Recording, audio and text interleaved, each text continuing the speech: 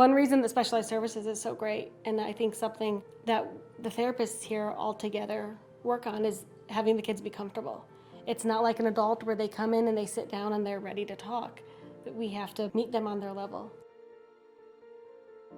Therapeutic recreation is so much more than sports. It is their vehicle to be able to reach therapeutic objectives with our kids. It's allowing young people to do things many of them have never done before, and many of them, if it wasn't for Lawrence Hall and our therapeutic rec program, would never do in their life. Ultimately, you're trying to provide them with the skills where they can function independently and successfully as they get older and as they move on from Lawrence Hall. You know, a lot of collaborative games to get them to learn how to work together, learn how to socialize. One thing that they really communicate loud and clear about to these young men is about becoming young men. For anybody to be able to try to do things that they've never done before and to have success, or to not, and to fail and deal with that, that's fantastic to be able to have those experiences. When they come back and you see that they're successful, and that's what makes you feel good about what we do. We believe that stories are the thing that bind people together. So we create experiences where people can share and deeply listen to each other's stories. Second Story is a good example of services we can provide outside of just our main campus to all the other young people that we serve with the right resources. Stories are healing.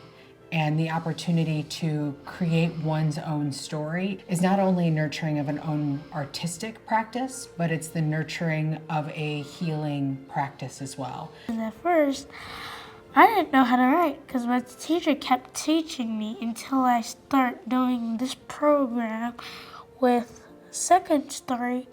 Now I know how to write. Very awesome. And one of the things that we're reiterating to these young people is that one story does not define them.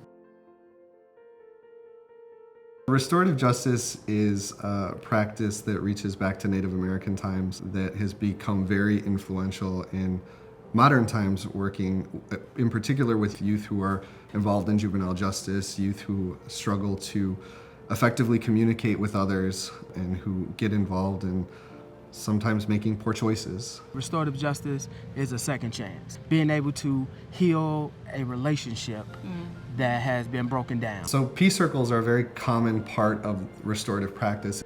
In restorative justice, it's a way to rebuild something that was harmed, a relationship that was harmed, a friendship that was harmed, and a circle, we can use that tool as a way to break down what's going on. To help repair the harm and reintegrate that person back into the community.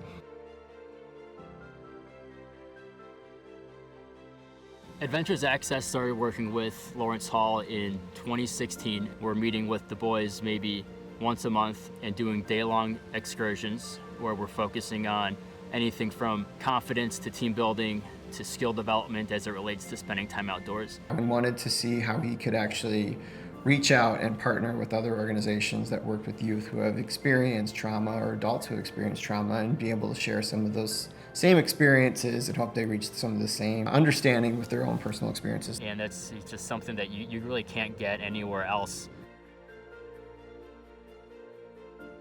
The music therapy program has been around a while. It's under our Therapeutic and Expressive Therapies program.